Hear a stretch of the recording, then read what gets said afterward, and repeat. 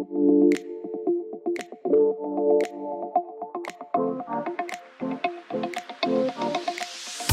Eric Kohn. I'm the head of strategy and development with Edglrd. I'm Eric Cox. I'm the chief customer officer with Dropbox. I'm Brendan Dawes. I'm a generative artist and with a new company called Anamorph. I'm Gary Hustwit. I'm the director of the film Eno and also the CEO of Anamorph. We're here to talk about the future of filmmaking today. And before we get started, it's also the 40th anniversary of Sundance, and all of you have had a long association with the festival. I want to talk a little bit about here at Sundance over that 40 years, how we have seen the future of filmmaking and how technology in particular has kind of changed independent film or how we make films. I wonder if you guys could talk a little bit about what you've seen. You know, Eric, as part of being IndieWire for so long, you covered that. I'm wondering, you know, what are some of the top things that come to the top of your mind in terms of that?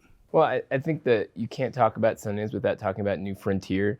Probably one of the most underappreciated and valuable aspects of the festival programming because it's all focused on emerging media, and it's been a part of the festival's key identity through all these sort of turning points in the history of technology in the 21st century. So probably the best example to single out is a piece that was at New Frontier by Nani de la Peña that was about homelessness and was essentially an immersive piece using a headset. Her intern at the time, this guy Palmer Luckey, created the prototype for the Oculus headset off of that experience and sold it to Facebook for $1 billion.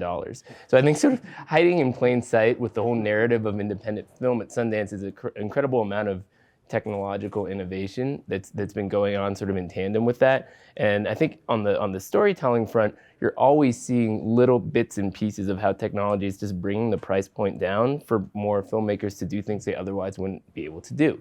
I mean, that it seems a bit obvious, but when Tangerine was here and it was shot on an iPhone, not because of a creative decision, but because it was the only way to get that movie made, it was so obvious, right? There was just no other way to make that movie. But once it was done, it was so clear that, you know, that the floodgates would continue to open for that kind of innovation. And you don't see that at the studio level.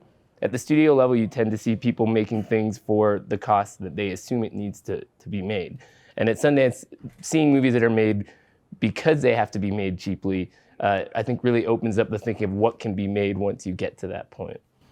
Yeah, I think it's a good point. And if you look at the New Frontier projects over the years, you constantly see like New Frontier pushing and then the kind of mainstream of filmmaking kind of moving over that territory. And I mean, it literally is the New Frontier, true to the name. But I mean, this year with even the projects that are in, using generative and AI in the work, now it's almost like New Frontier is in the mainstream, or the mainstream is catching up to what is happening in New Frontier much quicker than before.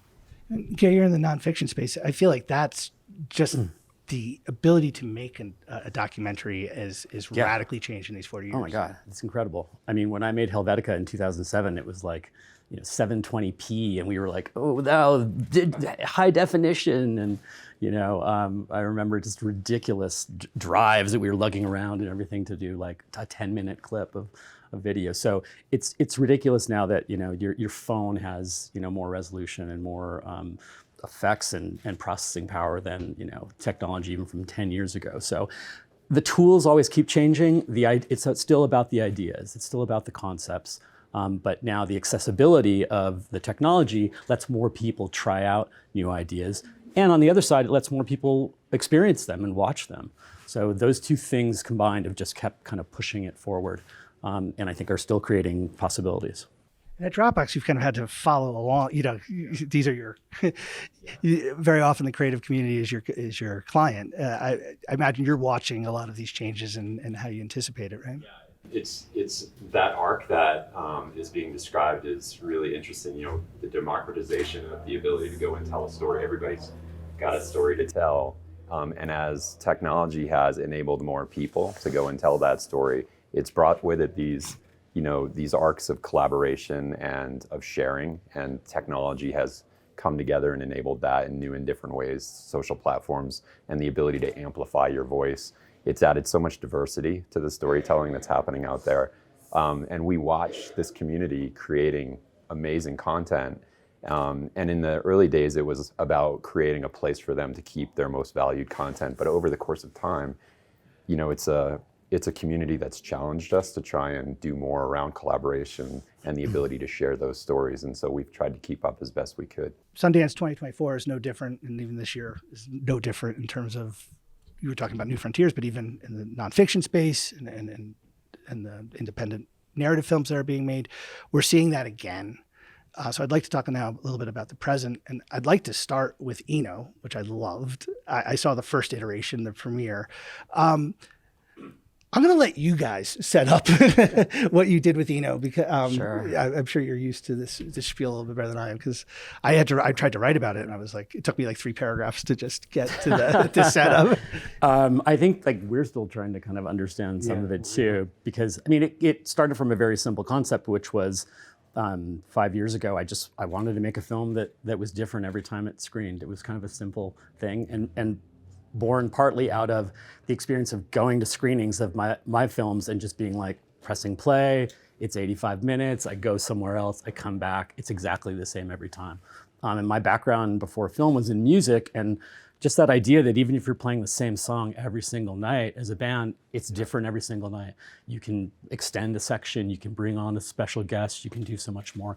So I just kind of was frustrated about why can't film making and film exhibiting be more fluid and more performative. So that was when I emailed Brendan, and we started kind of collaborating on this idea. Well, could we make a film that's assembled in software dynamically, that's different every single time it outputs, and what could that be? Yeah, I mean, I want to do things I don't know how to do. I'm not interested in doing things I know how to do. It's boring. So, I like to think of it as like, there's the things I know how to do, and outside of that are the things I don't know how to do. And on that edge is that event horizon of the difference between the two. And that's where I think the interesting stuff happens. So when I get an email from Gary saying, I've got this idea of like a generative, I'm not going to do your accent, generative documentary. Yeah.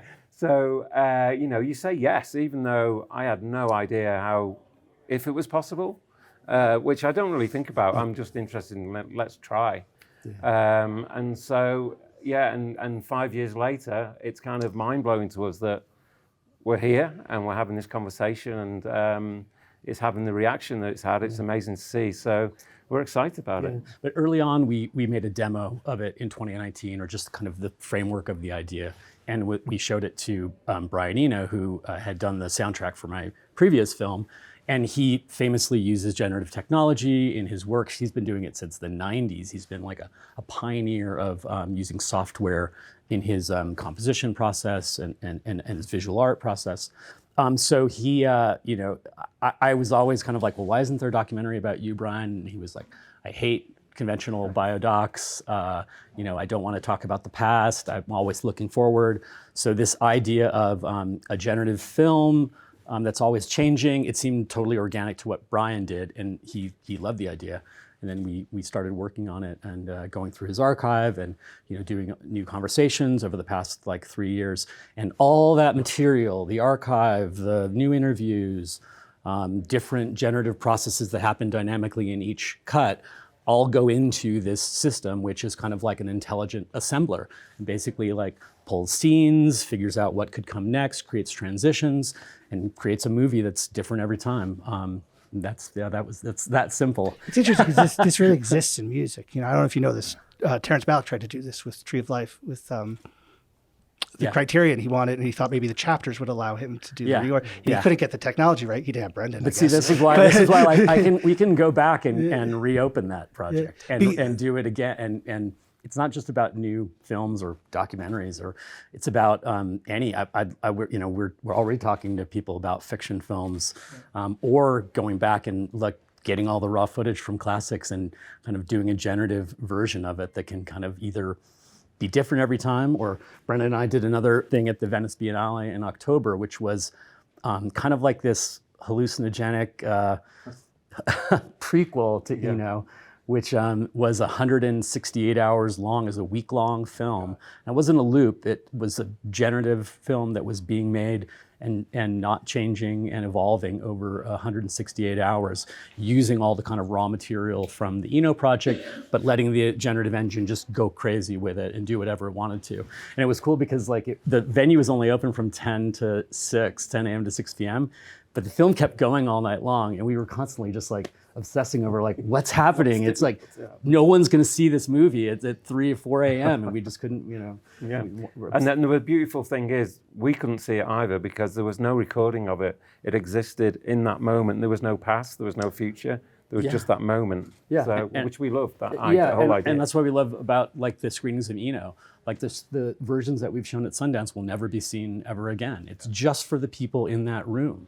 It brings some sort of communal quality to the event that's special, that you know you're the only people in the world that are going to see this version of the film. I think that's cool. So it's again, we're still trying to kind of understand some of the ramifications, because it's a change about how you can make films, but it's also a change about how you can watch films and experience films. If you know what you're seeing, only you're going to see it.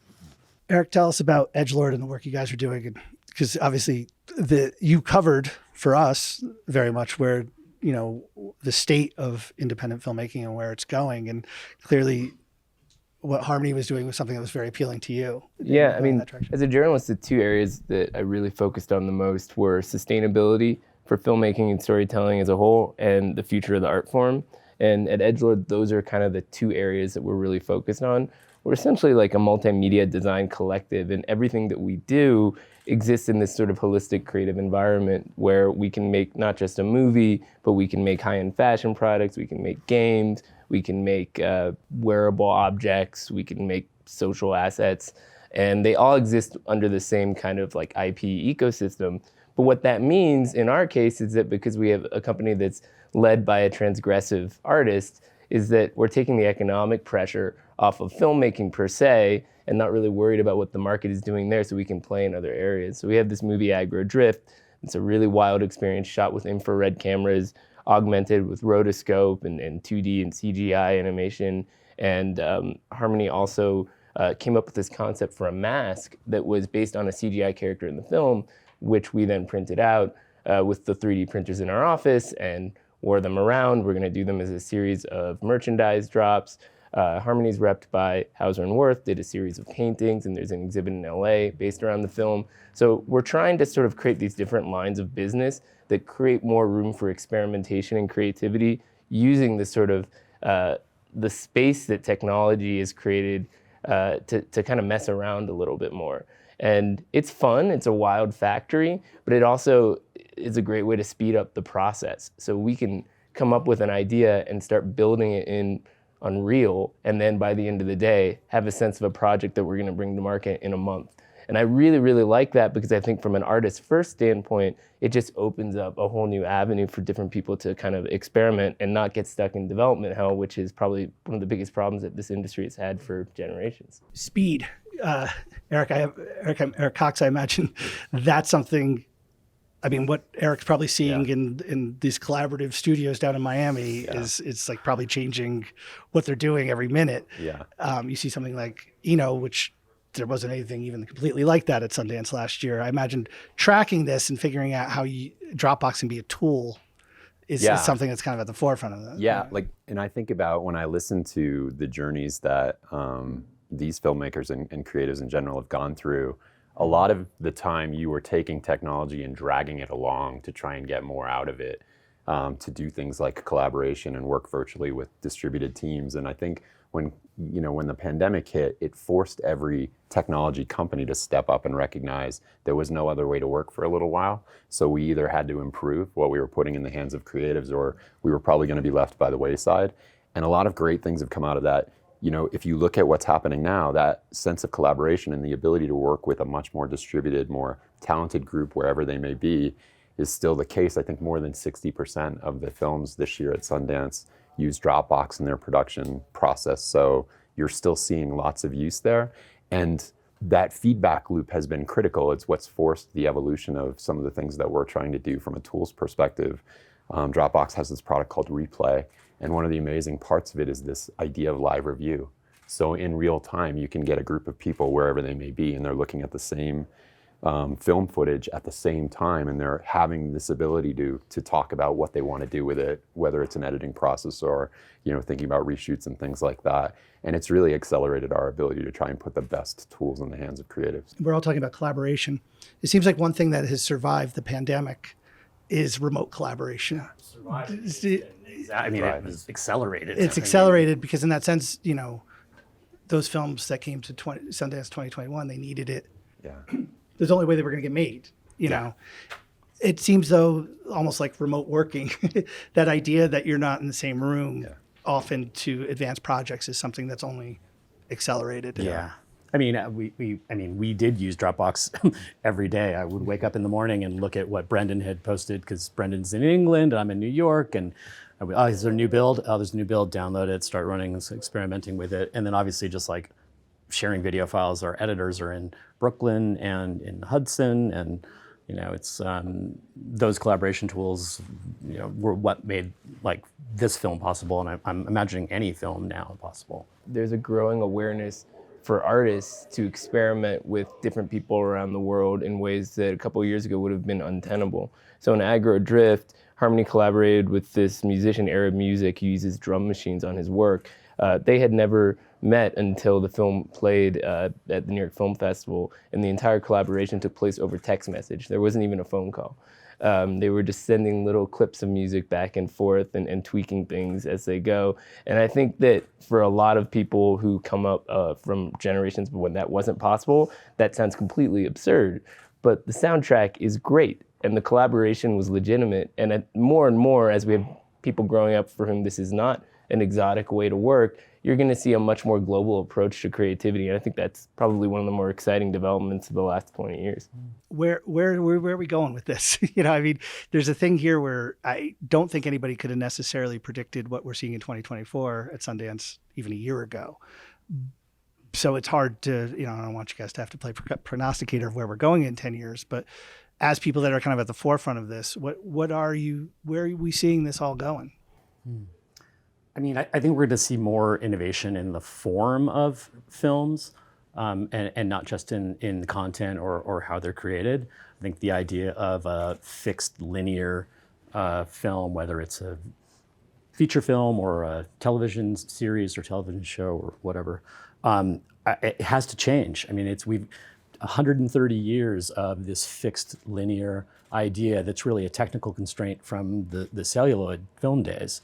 And it doesn't apply anymore. So I think that we've got generations of viewers who have been kind of like, I don't know, just grown to accept that limitation, and that the film's going to be the same every time. Every time Casablanca plays, Bogey's going to kiss, Ingrid Bergman at the end and say those things. But that story could be fluid in between. Like, things can start the same and end the same, but the way you get from point A to point B could change.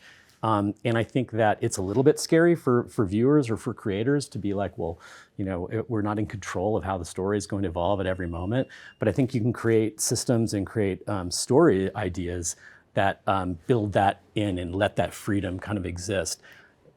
We've got to change something. The technology's here. This is going to change very soon. But I feel like so much of the industry is still locked into this idea. It's a pre-digital, it's a early cable TV. It's like nothing has really changed. The data has gotten a little bit more sophisticated in terms of what people are watching, but we're still pushing out linear films and linear series all day long on dozens of different platforms. So I think that, to me, is the next, the new frontier is experimenting with form and using all these tools in like a filmmaker-friendly way or filmmaker-focused way to enable more creativity and storytelling, and not replace, different people in the chain or, take other people's work. It's about, like our system. It's working with all our own footage, and it's trained on our ideas as filmmakers. And if anything, it's created more work for our team. I wish this was a normal film. It would have been way, way easier. Because when you see it, the work that went into making it was really, really a huge lift. So, but I think it's got to change. We've been locked into this way of making and watching films for for over a century, and I think now's the time that people want to experiment.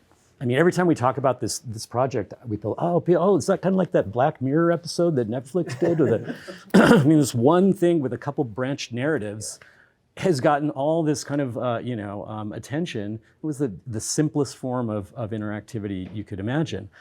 So I think there's a huge world of narrative opportunities and ways to kind of innovate with the form of filmmaking that we're just scratching on. Eno is just an opening conversation about this idea. I think it's important to not be too precious about the definition of film in general, or to assume that most audiences care about filmmaking as the main art form that informs their relationship to creativity. Like, if we care about audiences, we should look at what audiences are seeing and how that's influencing their decisions. There's like 3 billion people in the world who identify as gamers, and more who probably are without realizing it because they get addicted to Candy Crush on their phone or whatever, right? So if you grow up with that being the dominant art form in your life, why do you care about movies? So if you can adopt that perspective and then try to make a movie for that audience, I do think it leads to some really important directions in terms of finding the convergence of creativity that's been happening steadily for years now. And that's really what we're trying to do at our company. Video games are informing the filmmaking the other way around, and we're trying to blur those lines in a way that I think more and more studios are going to try to do in the future. I think it's also about, that real-time thing, that's come out of Unreal and technologies like that came out of the video game industry. The amazing stuff that you can do in real time now is just insane. And it's increasing all the time, so it's going to, it will be like, you won't be able to tell that is a real-time generated film, but it looks so photorealistic. We're getting there. So that, for me, as someone who's a generative artist, which is all about time and real time, that's incredibly exciting where that can go. And I think technology has always been an enabler, right from French New Wave came out of that. Suddenly there was a camera that they could take out in the street and hold in weird angles and stuff and just do a film, that day. That came out of that camera technology came about, but the people who made the camera technology weren't thinking, this might make a new genre of film. It's the creatives that then take that and go, well, actually, we can do this with it. And that's where it's really exciting, where those two worlds collide, I think. Another interesting component of that is the tools that were being used. You guys were hitting on this. Some of the tools in the early days were so complex to use that it almost restricted who gets to tell their story. Things like the prevalence of AI now in technology, one of the great things that I think it's going to do for us is simplify user experiences within the digital tools that people are using. So it's just easier to try and get this vision that you have in your head out to the folks that you want to share it with. And just by virtue of making it easier, you have a broader, more diverse group of people telling stories. And that's really exciting. In part because we're also talking about how people are consuming things today, right? So in even gamers, we might be talking about the path to being a film creator or visual motion picture, whatever we're going to call it. Eric's point is maybe we don't have to be precious about it. Might change as well how someone gets into there, right? Because people of our generation, I mean, we have been watching Casablanca. There are people who are pushing it, but some of these people are instantly already thinking these ways, right? In terms of how who is a filmmaker might change. Yeah, I think it already has changed. I mean, you look at somebody like Hideo Kojima as this video game auteur who's now making a movie for A24, and clearly when a studio like that that's looking to scale up is investing in one of the most prominent video game developers working today, you see a desire on both sides to kind of fuse these worlds. The term that Harmony came up with for the aesthetic of our company is game core. We're going really hard into the aesthetics of gaming, even when we're not making video games. And everything that I saw written about Edglrd described it as Grand Theft Auto meets Terrence Malick. So the idea that you can pull from the language of cinema and from the language of gaming, I don't think it's a really radical concept if you experience those things holistically. I also think somebody who's grown up playing video games doesn't need this explained to them. It's just intuitive. There's not a big branch or a big gulf, let's say, between somebody experiencing multiple screens at home and a multi-channel video installation. So I actually think we're in a really exciting moment for experimental creativity and for the avant-garde when it's leveraging technology to speak to people who grew up using technology in everything that they do. Yeah, and I think there's also an explosion of not just camera technology or game engine, but just like data in general, access to that data and the things and the stories that you can create of data, which is something that Brendan has been doing for 15 years now. And now it's even more accessible. You can get these data sets and try to figure out interesting ways to like generate a film or a piece of art from accessible data. Yeah, absolutely. You know, spreadsheets aren't the most exciting thing to talk about. Let's talk about that. But I'm always interested in the space between the data, the space between all the spreadsheet data or wherever it's coming from, even in real time, you know. And I've always been interested in how that tells a story. And I think that's why we've created what we've created, because we were both fascinated by storytelling and film. You know, I'm more of a film geek than a code geek. Well, I'm probably a code geek as well. But, you know, I love film and storytelling. So data, everything we do is data. I wanted a project for Google that for 1 week long, we just used pencil to do sketches. And I realized all my pencil shavings were the data of my week-long thing with Google. And I framed it as like, this was the data, the scars of that week. Very much scars. So, you know, so I've got that thing, but that's data. You know, that is still data to me. So we can find all this data everywhere in lots of different ways if we open our minds to how we can look at it, and then, you know, use these technologies to find new ways to tell stories with all that. Yeah, and you know, and that's why I love working with Gary and the team to try and explore where we can go with it. All this discussion has been about this new technology in terms of being a tool. And obviously, when we start talking about generative and AI, that's the concern, right? Is that it could be the way you all are describing it. It's another paint. It's a new paintbrush that lets you do something interesting. Obviously, the concern becomes where the line is, right? Of when we're not dealing with artists telling new types of stories, right? Yeah, I mean, I don't think we should be. I don't want to get into making things more efficient. I kind of hate that. I'm trying to slow down, and we're, I like the fact that it took us 5 years to make it, which is, but I think if a lot of the stuff that I see is kind of a bit soulless. I've got to be honest with a lot of the AI. It's like, it's amazing and beautiful, but it absolutely has no soul whatsoever. And I think you need human beings to put that back in there. It's the spaces in between. It's what makes, your heartbeat. So much AI stuff I see is just like, doesn't make my heart beat faster, because a lot of it looks the same. I can tell a Mid-Journey thing like that, but that doesn't mean that it shouldn't exist.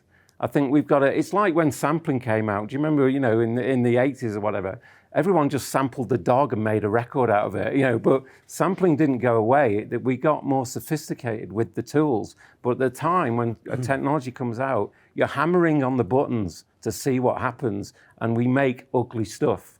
And eventually you go from making ugly stuff to making beautiful stuff. And I think that's where we are now. We're constantly evolving to try and make more beautiful things. I think the first screenwriting professor who can learn how to teach a class on prompting with large language models is going to be really ahead of the curve, because it's just a new aspect of the creative process. And the reason why so much Mid-Journey imagery looks bad is because people don't know how to use these tools and they're being lazy about it. This is emerging tech that requires a human artist to understand how to leverage it for their own creativity. And if you ignore that, you're going to get junk. The same way if you make something in a rushed fashion just to make a cheap buck, the way that the system usually works, you can see it in the results. So this tech needs to be understood, it needs to be experimented with, and it needs a process for people to understand how to make something great with it. We're just gonna see constant experimentation to get there. And I think the hope would be, right, is that in that way that we saw new tech at Sundance, it's an independent artist first working it out before a studio or corporation is able to turn it into a mass-produced thing. It's like, it kind of feels like that's maybe what the idea of New Frontiers, the idea of Tangerine being here, the idea of Eno being here. This is where it's going to be the individual artist trying to figure out how to do it before it's something that can be mass-produced in any kind of way that's commercial, right? Yeah, no. Again, I think it's an idea, like what we did with the Eno project. It's an idea. Like, is this an interesting way to make films? Are there other possibilities to, that we can do with this technology? What about the audience? Is this an interesting way to watch films? These are all questions that, like a place like Sundance is where we get to kind of put out the question and get feedback, get ideas, find collaborators. We're excited about all the possibilities coming, out of this. I mean, it's really only been 48 hours since we premiered it, and already it's just exploded like in our heads and just kind of around, and everyone we talk to has ideas about, things we can do. So we're excited just to keep collaborating and keep pushing and kind of see where these ideas go. I always come back to like Photoshop. I can make forged documents all day long in Photoshop. Nobody's like screaming about Photoshop. I got when Photoshop came out, photographers were probably screaming about Photoshop and how it's like fake and it's taking my job away and whatever. But they're tools like anything else. And there are very kind of obvious kind of parlor trick ways that those tools can be used, which I think a lot of the kind of text to image or text to video or generators are it's like, ooh, look what they can do, and but then there are really deeper ideas in here that can be explored. That's I'm excited about the possibilities.